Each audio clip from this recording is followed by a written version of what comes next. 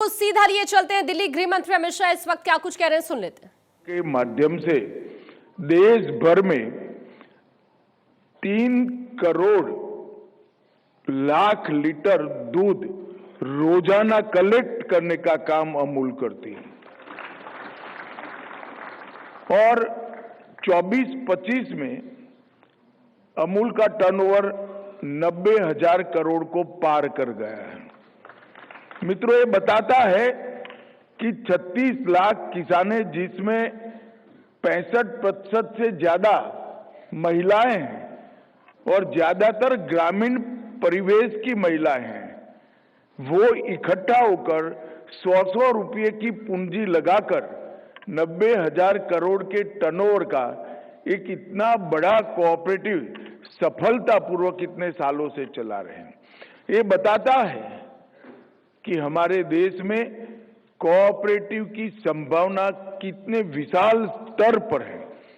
उसी तरह से इफको भी विश्व की 2 नंबर की सहकारी संस्था बनी है, 41,000 करोड़ का टर्नओवर, और चूंकि मुनाफा करना उद्देश्य नहीं है, इसलिए 3,000 करोड़ का मुनाफा ये इफको ने दर्ज किया है।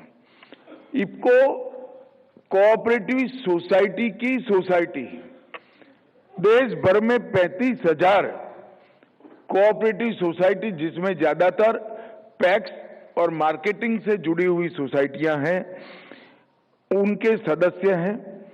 लगभग 5 करोड़ से ज्यादा किसान इस सोसाइटियों के माध्यम से सदस्य बने हैं और आज IFFCO 93 lakh metric ton urea और डीएपी का उत्पादन कर हमारे देश की ग्रीन रेवोल्यूशन का स्तंभ बना है। और नए इनोवेशन के लिए भी इफको ने ढेर सारे काम किए हैं।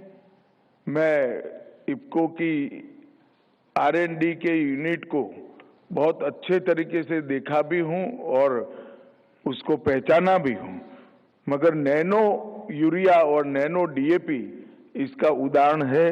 आज इफको के नैनो यूरिया और nano DAP Brazil, America, Oman, Jordan और दुनिया के 65 देशों में इफको के नैनो यूरिया और डीएपी जाते हैं। पहली बार मुझे एक सहकारी संस्था ने विचित्र टाइप का पत्र लिखा और मुझे आश्चर्य भी हुआ कि ऐसा पत्र लिखने की जरूरत क्यों पड़ी। जब इफको को नैनो यूरिया का उत्पादन का लाइसेंस दिया गया, तब कहा गया था कि आप आपके उत्पादन के 20% से ज्यादा एक्सपोर्ट नहीं करोगे। मुझे आश्चर्य हुआ, कोई एक्सपोर्ट करने पर बैन कैसे हो सकता है। फिर मैंने फर्टिलाइजर मिनिस्ट्री से बात करी तो उन्होंने कहा, साहब हमारे देश में ज्यादा जरूरत है। तो मैंने कहा बैन रहने दीजिए। 2 साल पहले की बात है। इफको को उत्पादन बढ़ाने के लिए कहा और आज हमारा पूरा सैचुरेशन कर इफको अनलिमिटेड एक्सपोर्ट करने के लिए इफको को लाइसेंस प्राप्त हो चुका है। तो ये जो क्षमता है, क्षमता की वृद्धि की, इनोवेशन की, R&D कर प्रोडक्ट को और अच्छी बनाने की, अंतर्राष्ट्रीय स्तर पर ले जाने की, ये इफको ने सिद्धहस्त की है। और इफको इस देश की प्रमुख कोऑपरेटिव है, वो हम सब के लिए गर्व का विषय है।